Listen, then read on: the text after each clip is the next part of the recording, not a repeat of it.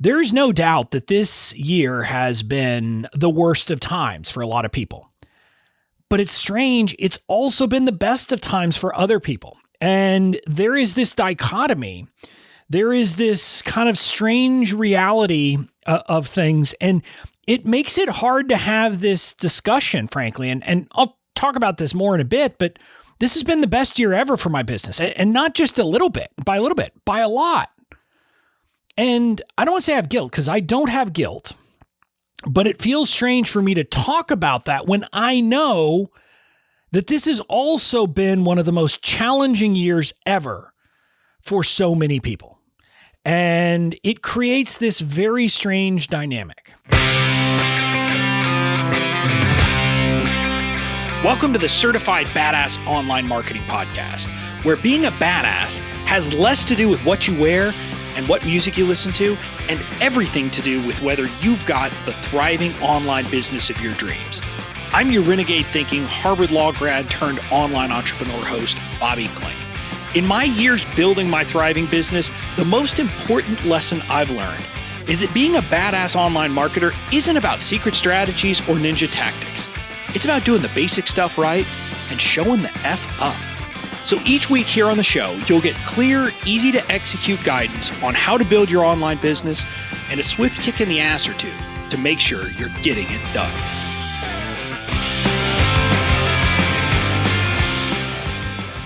Hey there, welcome to episode 189 of the Certified Badass Online Marketing Podcast. I'm your host, Bobby Klink, and I'm excited for today's episode because it's the last episode of 2020. And, that's kind of exciting. The last and the first are always things that I find exciting. And in today's episode, we're going to be doing something that I like to do, which is kind of a retrospective and, what was this year? What is next year, et cetera. So I'm calling this episode So That Year Happened, because let's be honest, 2020 is not the year we thought it was going to be. It's not the year we planned for.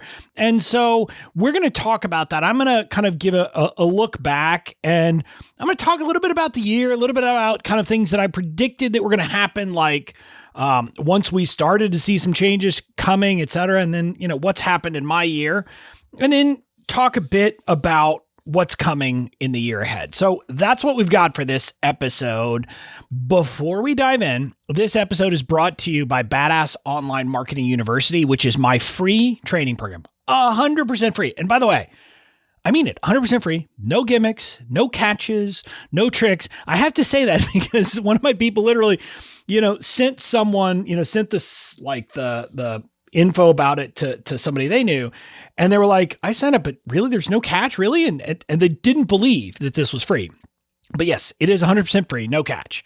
It is my answer to the problem of death by 1,000 courses. Now, right now, it's one course in there, but it will be way more. Right now, it's got a course called Online Marketing Foundations, which is about helping you set the foundations for the marketing in your business, how to market the right way, not the way that makes you sound like an infomercial, but instead a way that helps you build a brand. So that's what's in there. But this program will grow. Bomb You, as we call it, will include courses about messaging, about copywriting, about list building, about beta launches, about sales pages, about email marketing, about creating courses, about so many other things, and of course about the legal stuff. Because look, I'm still a legal guy. So all of that, absolutely free. You can sign up by heading over to bobbyklink.com/bombu. That's BOMU. bobbyklink.com/bombu. Again, 100% free, no catch, nothing else. So with that, let's dive into this week's episode. And I'm going to start with kind of, stating the obvious that 2020 is going to go down as a really weird year.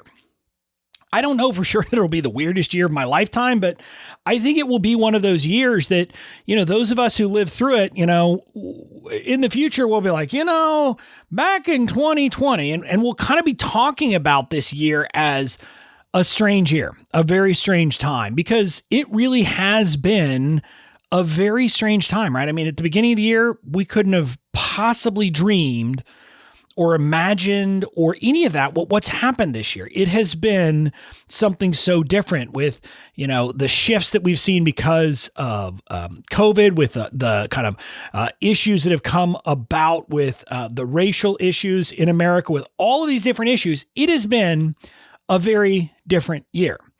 And when I was thinking about it and just kind of, pondering a little bit about this episode, and by the way, this doesn't happen very often, but I thought of literature, and specifically I thought about A Tale of Two Cities. It was the best of times, it was the worst of times. And I thought that in a lot of ways, that's kind of the best way to sum up 2020, because there's no doubt that this year has been the worst of times for a lot of people. But it's strange, it's also been the best of times for other people. And there is this dichotomy. There is this kind of strange reality of things. And it makes it hard to have this discussion, frankly. And I'll talk about this more in a bit, but this has been the best year ever for my business. And not just a little bit, by a lot. And I don't want to say I have guilt, because I don't have guilt. But it feels strange for me to talk about that when I know that this has also been one of the most challenging years ever for so many people.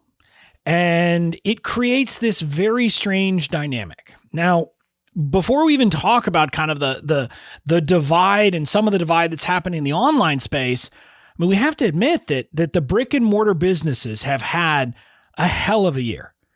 I mean, I know so many people in my audience. I mean, I can think of a few. Some of them who I can think of are people who have hairstyling businesses, but then are also trying to, or building, not trying to, they're building online businesses, but they're living in a situation where their businesses have been closed for 6 months of the year, like by law. They didn't have a choice. And the same thing with restaurants. I don't know that I have a lot of restaurant owners in my audience, but I know that people who run restaurants or who serve the restaurant industry are struggling. But it's not just them. I mean, all brick and mortar businesses are having a tough time because a lot of people aren't going out as much. So there's a lot more Amazon shopping, et cetera. So it has been a really weird year.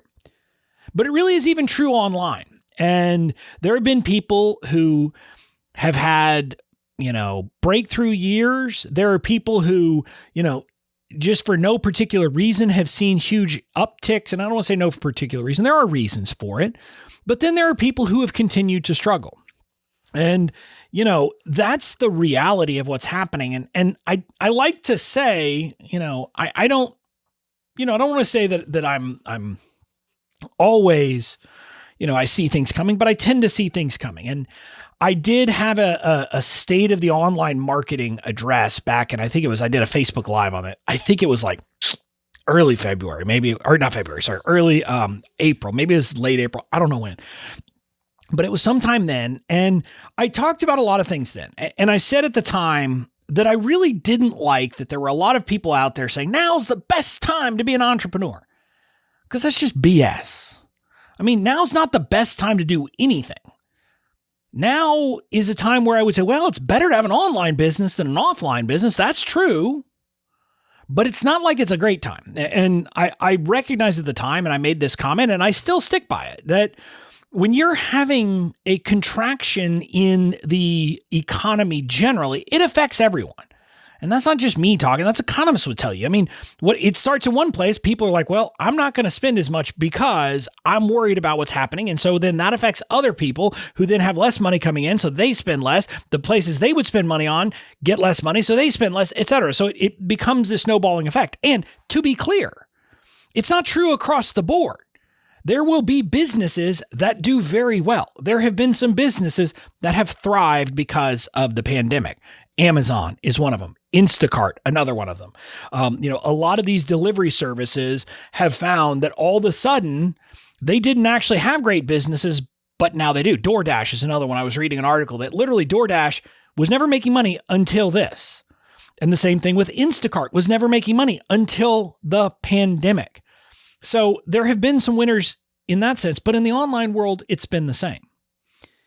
And what I do want to point out is that I I think what we need to recognize is that 2020, as much as anything else, it has accelerated trends that were already happening. What I mean is, and this isn't just in our business specifically, I'm talking more generally, but I think we need to recognize that there is a different kind of trend. Like, people are finding, businesses are discovering that people can work from home. There have been a lot of big businesses that have big, huge offices, basically that are going to, are not even reopen in New York. I've read about a lot of banks, a lot of places like that, a lot of places in finance that have realized there is no reason for them to have people coming in. I have friends who are still lawyers working at big law firms here in Washington, D.C. that have said, even after the pandemic is over, they don't intend to work from the office except maybe one day a week. And so this is shifting the overall economy. It's shifting a lot of things. It is causing a lot of changes, but that's a broad shift. Another one of the shifts that we're seeing is people who are realistically, we're just seeing people accepting online learning and all of those things. So we're seeing a lot of that happening too. So that's kind of a good sign, right? Hey, things are coming and maybe there's going to be more people interested in online products. The problem is that with every plus, there's also a minus. And the difficulty is that there's also, I have already seen it, and I believe it will continue to increase. There's going to be more competition. There's going to be more people competing for the same buyers because people are saying, there are these people out there making money on the internet. And so other people are saying, well, I can do that too, which makes it noisier, et cetera. I mean, I'll just tell you, I've seen it in the trends in our Facebook ad costs. Right when the pandemic happened, our Facebook ad costs, like our cost per leads, dropped precipitously. And I say that happened because of two reasons, and talking to ads managers, they agree.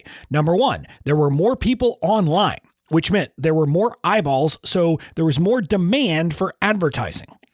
But at the same time, a lot of people who were advertising got scared because, again, what I talked about, you contract, people get worried, so they stop spending money. So they shut down their ads, so there was less supply. Supply, demand, I don't know which one it is. I don't know which one is which. But what it came down to is my ads were getting placed more often, more cheaply, and I was getting cheaper leads. So that was in the immediate aftermath. This was like in the March and April time period. But then as the year has progressed, the costs have gone back up, and I'm seeing our costs are slightly above where they were before the pandemic started, which I take to be that there is more competition. There are more advertisers out there advertising to the same eyeballs. Now, I'm not even counting kind of the October time period when we shut down a lot of our ads because of the election, but I'm just saying generally we've seen this trend. And so this is my belief. And what that means with there being more competition is that it's accelerating another trend that was already happening, which is that the easy button, quick hit marketing approaches aren't working.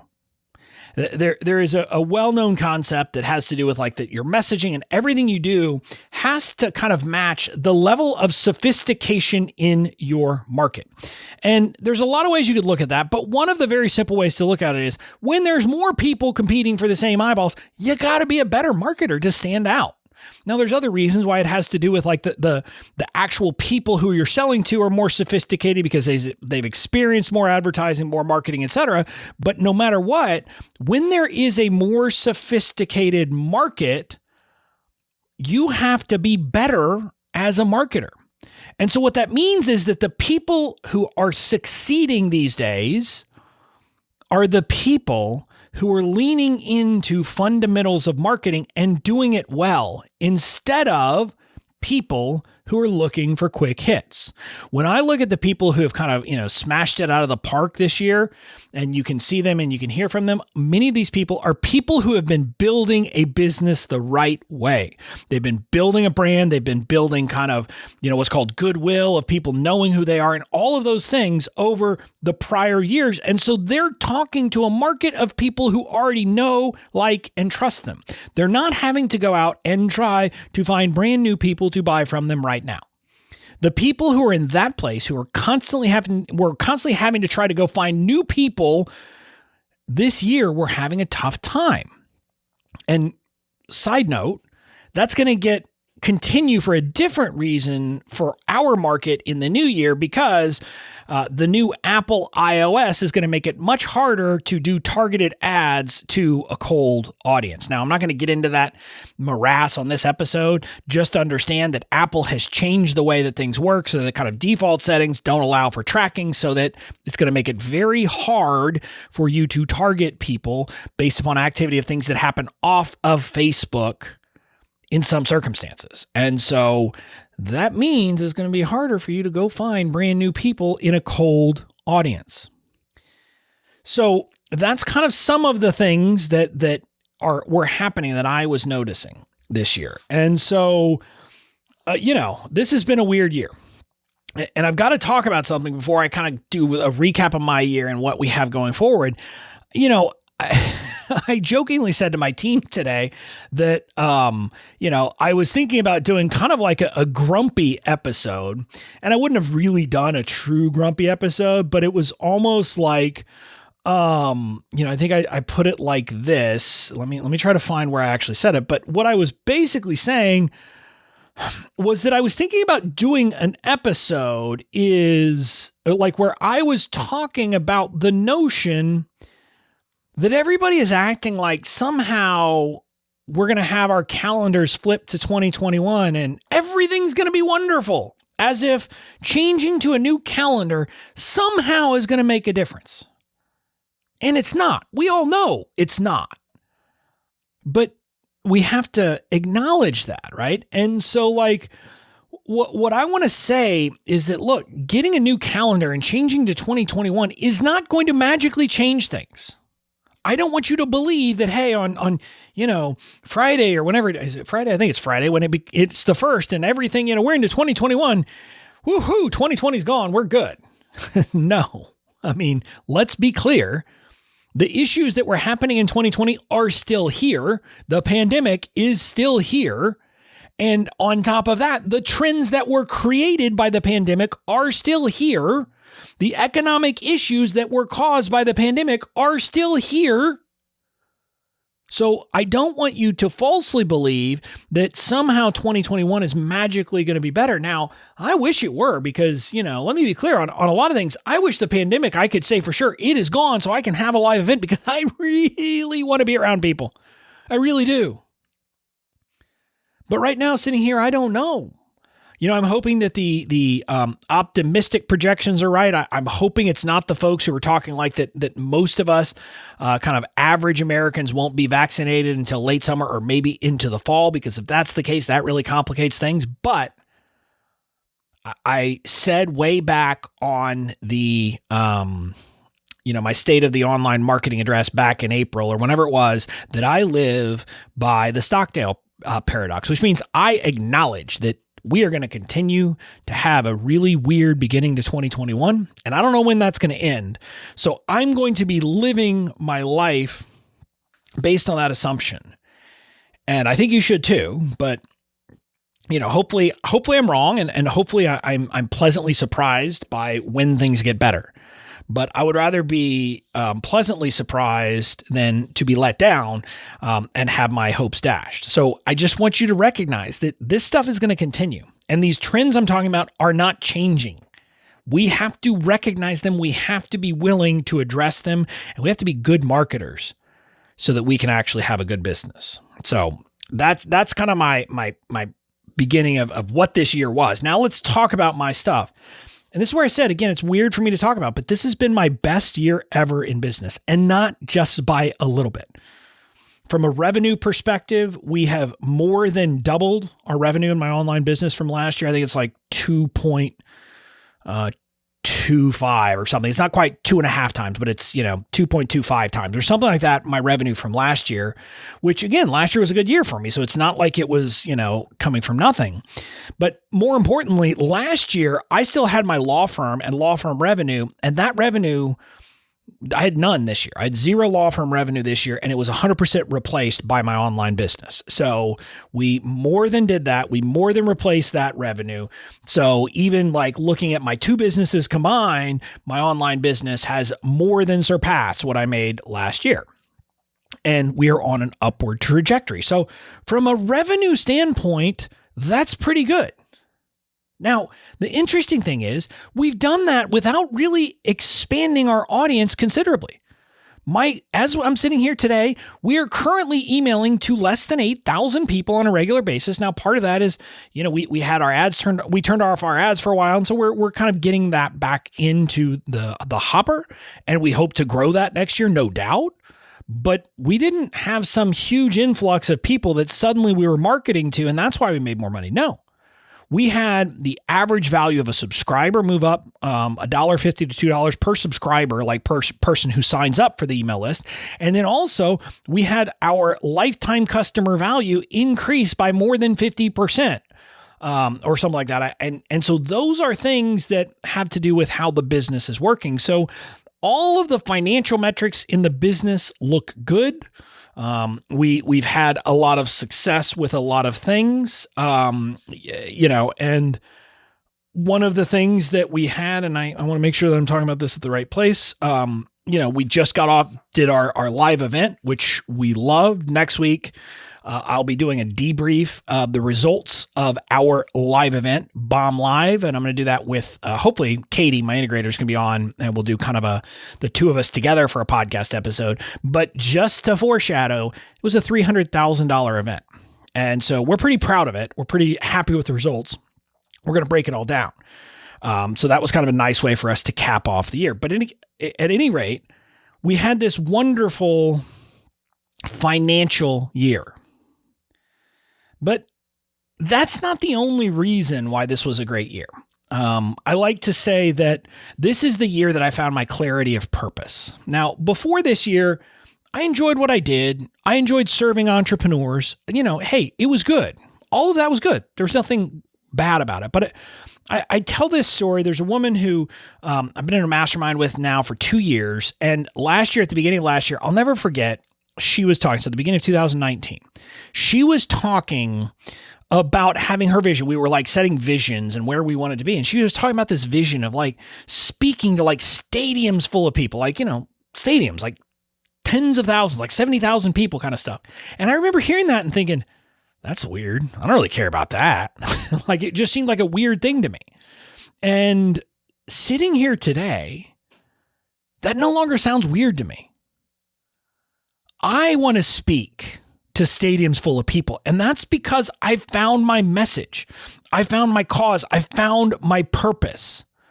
And, you've heard me talking about this recently, that, part of my cause, part of my purpose is helping online entrepreneurs who are amazing avoid getting chewed up and spit out by this industry. I've seen it too much. I'm tired of it. And so that is a big part of what my cause is, but also my message of really stepping into, and it's not me being a contrarian for the sake of being being a contrarian. It's me standing up for what I believe in because I know it's right, and not being afraid to say it when it might mean that people will not like what I'm saying. Because that's my purpose, and that's what I'm here for. And so finding that clarity in and of itself has been a blessing that I cannot even imagine what my year would be like without that. And I think about it, I went through inner turmoil at various points this year because of it, as I was working these things out. Because again, these are the growing pains I was struggling when I was finding that what I believed and what I wanted to be talking about was so different from what other people were saying. And it was almost this like, oh man, this is going to upset some people. And like, I know that maybe you listen to me and think, Bobby doesn't worry about those things, but I do. I'm not someone who likes to upset people. I'm a pretty, likable guy. I like to get along with people. But at the same time, the things I believe in are worth fighting for me. And so finding that was huge for me. But we've also found clarity on product suite and offers and all those things. Starting with the very bottom, that we're kind of made this crazy decision that we're giving Bomb U away for free. We're closing my Fans First Society. It'll be closed, as of basically the end of March 2021. I mean, I've already told the people who are in it, they're going to get the stuff for lifetime access as long as they're in it. When we close it down, they'll have all the stuff. But I'm going to quit charging, and we're going to quit creating new content and all those things.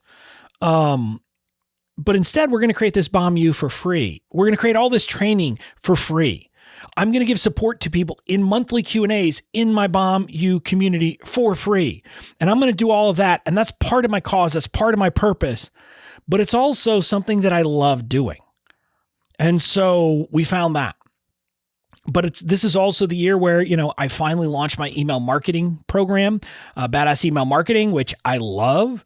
I know it's a wonderful program. I've seen people get results, people who are just starting, who take the approach I teach them and are saying, hey, I actually have people listening to me and responding to my emails and paying attention. And then I have more advanced people who tell me that they love email marketing, but they do what I teach them, and all of a sudden they see an even bigger shift. And so I love that program, and I'm so happy I created it. Shout out to Sabila, my buddy, who was asking me questions, who inspired me to create it. So I love that. And then beyond that, the only thing I've got are high touch programs. I've got my Badass online marketing coaching group, which is my group coaching, my year-long program, which we overfilled at our live event. And so we've got that going on, where I get to serve right around 40 amazing online entrepreneurs as they build their businesses over the next year. And that's going to be a lot of fun for me. And then I've got VIP days where I work intensely with people and helping them, which again, that's fun for me. I get to get in there, get my hands dirty, and do the hard work with them. And then that's it. And, I say that, I mean, we've thrown around the idea of doing one-on-one like business coaching with people. If somebody wanted to pay me for that, sure, I'd take that on. But the idea is that I now know what my business stuff offer is. And, last year at the end of the year, I was doing the Fans First Society, and it was fine. But I don't know that I would, at the time, had completely bought into it. Now, it was a great program, but I'm not sure that I bought into the offer, if that makes sense, that's how I wanted to build my business. I know that what I'm doing is how I want to build my business. Working closely with people, that suits me from a personality standpoint. That suits me from a strength standpoint. It is the business I should be running. And so I'm so in love. And so, with that. And again, the legal stuff continues to just operate, and we're seeing it grow. We're seeing that we're getting just kind of referral traffic and people who clearly have heard about me, know about me, et cetera, and buy because of that. So that continues to grow, and we continue to find ways to do it. And we've got some interesting ways we're going to do that inside of Bomb U, where we'll add training that will provide value, but will also help direct people to what they need. So hopefully it will help them to kind of find the right templates for them. So we've got all of that working. So I feel like the product suite is wonderful. But I also got clarity on my team this year. The roles are defined. I still, sitting here as I'm recording this, can't believe that, a year ago today, Katie was an online business manager with me part-time. I think by this point, she had committed to come on as an employee the first of the year. I don't know for sure if she had, but around this time she had. But that was it. I didn't really have a team. Now I've got Katie as my integrator, but also in charge of my growth team.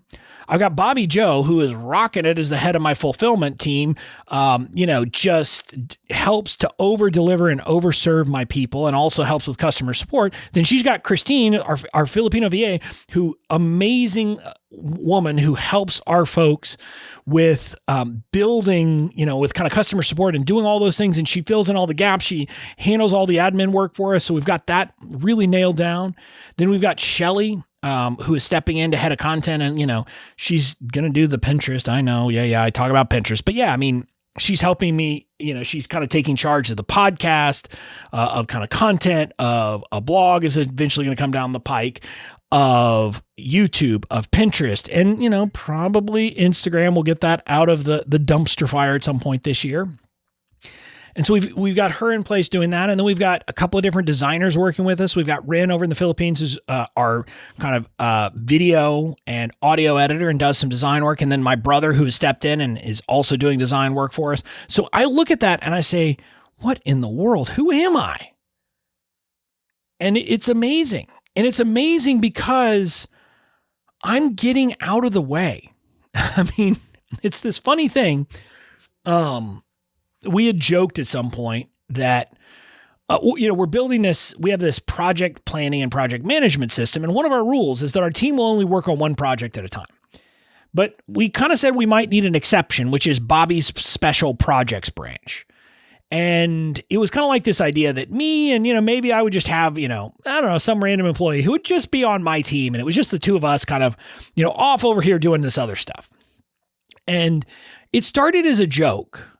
But what has kind of become the case, and I don't have a member of the team, it's just me, is that in a lot of ways now, a lot of the projects we're looking at happening in the new year in 2021 on the business, I don't have to be involved in. So I am off on the special projects branch, which in my case is about building out Bomb U. It means I get to work on that.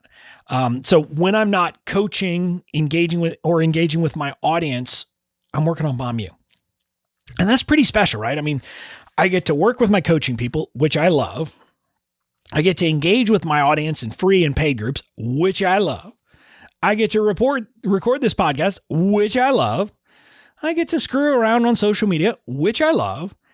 And then, I get to write some emails because I'm not giving that up yet. But other than that, I do Bomb U, and that's it. And now I say that there will obviously be other stuff I'm working on during the year. But when I look at that and I say, I get to run a business where literally I am living in my strengths day in and day out, every day of the year. That's because I got clarity on my team and I was willing to let go. So again, that's another important part of why this has been my best year yet. So I look at all that. I look at what's happened this year and I'm in awe. And the highlight of the year, people ask me that, and there are so many. If you were asking me kind of, if I look back, say 5 years from now, how will I identify 2019? It'll be the year that I found my message. Not 2019, sorry, 2020. There's no question. It'll be the year I found my message. But the other highlight, hands down, was Bomb Live. And one of the things that I joke that, you can blame me for COVID. Not really, but, we literally, back in February, my team and I, they saw a clip of me speaking on a stage somewhere. And all of them said, oh my God, Bobby, we need to get you on stages in person. I said, I love it. Let's do it. We did that. And then COVID pretty much right away came about. So that's why I say you can blame me for it. But what I'll tell you is that I've known for a long time that I don't want to say I'm built for it. Maybe I am built for it. I don't know. But my strengths lend me well to being up in front of people, performing, speaking, doing all of those things. And of course, COVID got in the way. So what do? We said, well, okay, we're just going to create our own event. And we created Bomb Live. And we'll talk more about this next week. But the amazing thing is, I had a lot of people who attended that event, virtually, of course, who basically said, people had been to a bunch of live events, from people who have 8-figure businesses, high 7-figure business. I don't know if anybody had 9-figure, but, very successful businesses. And many of them told me that this virtual event didn't just beat other virtual events they'd been to this year, but it was one of the best events, hands down, they had been to, including the live events, in person. And I think about that, and that's my highlight of the year. And it's my highlight of the year because I love doing it, but also because I gotta point out, it really is the combination of all these things. It's where we unveiled Bomb U. It's was the highlight of my clarity of purpose, of my message, of my cause. It's where I really leaned into that. And just so that you know, my teammates, they had breakthroughs listening to me talk about this. Katie, who, I talk to, there's not a day that goes by that I don't talk to her.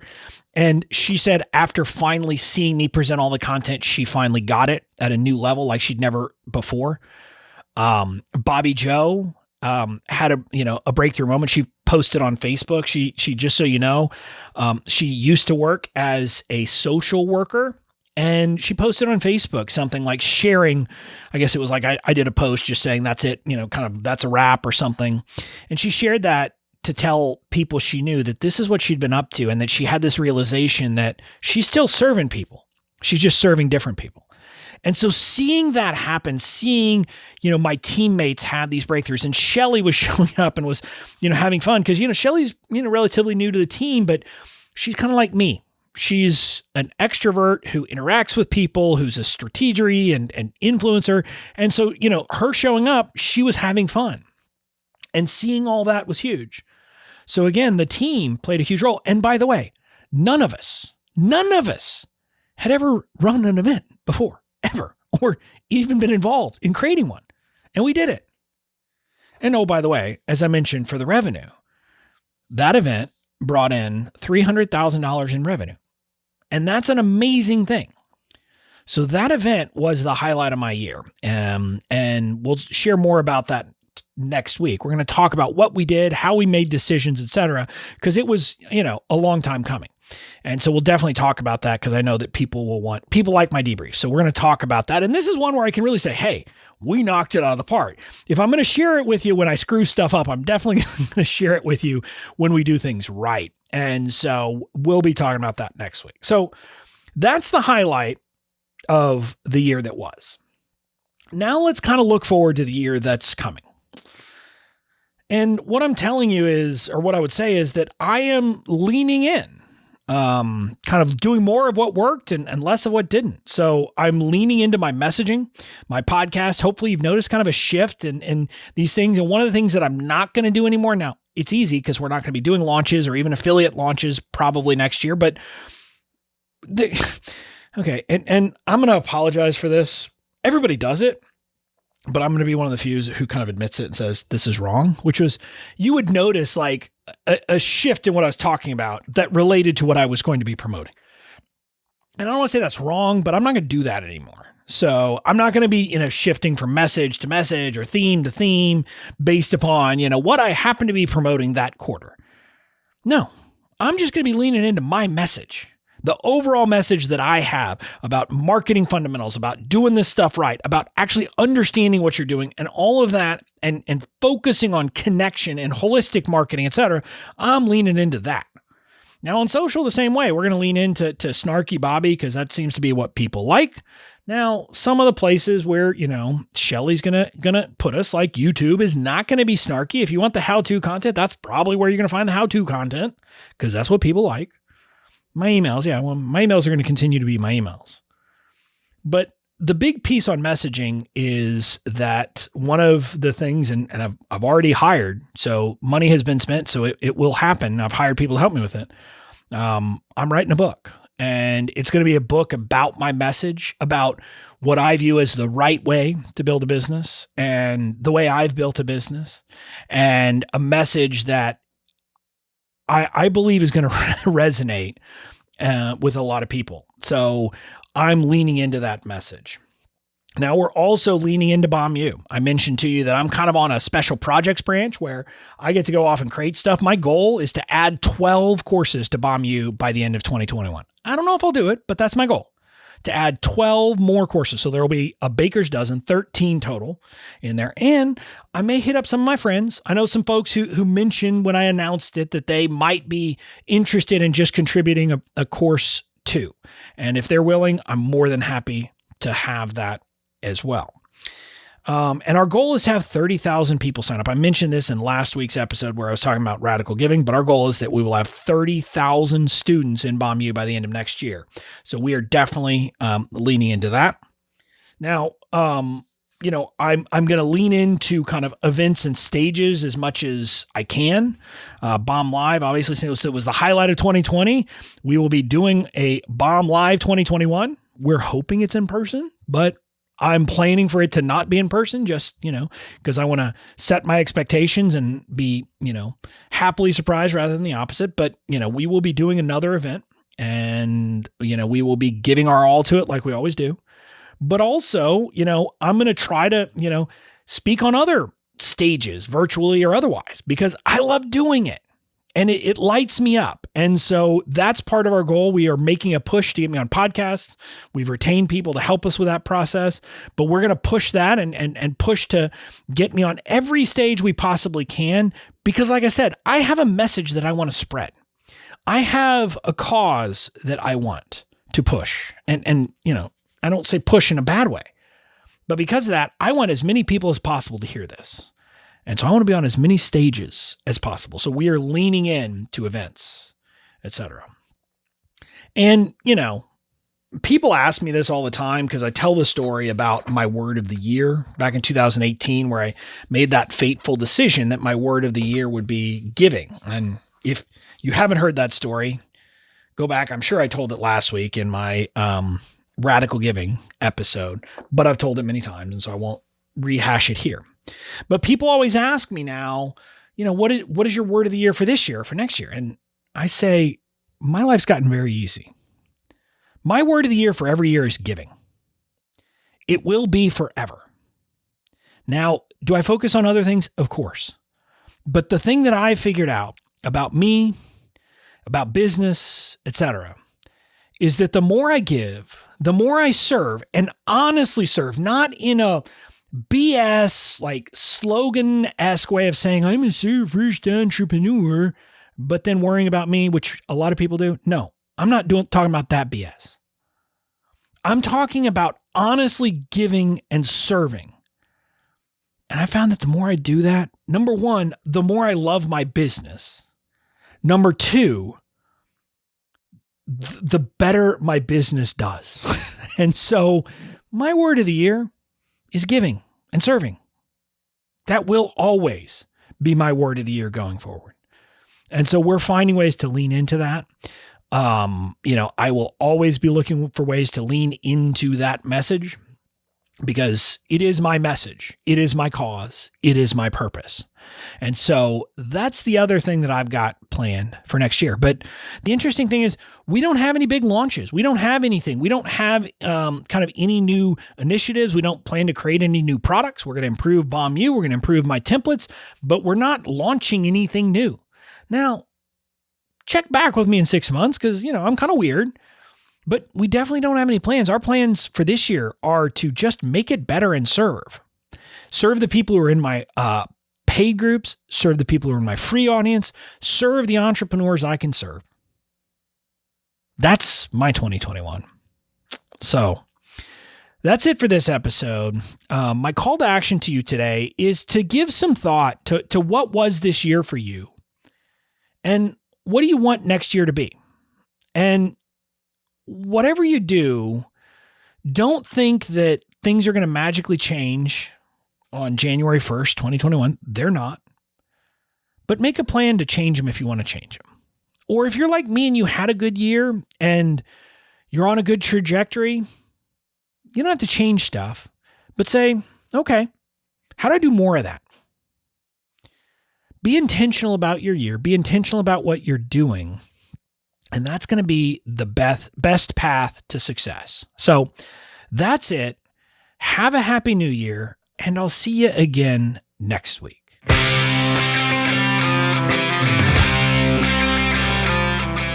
That's it for this episode of the Certified Badass Online Marketing Podcast. Make sure to tune in next time. And in the meantime, go out and build the badass business of your dreams.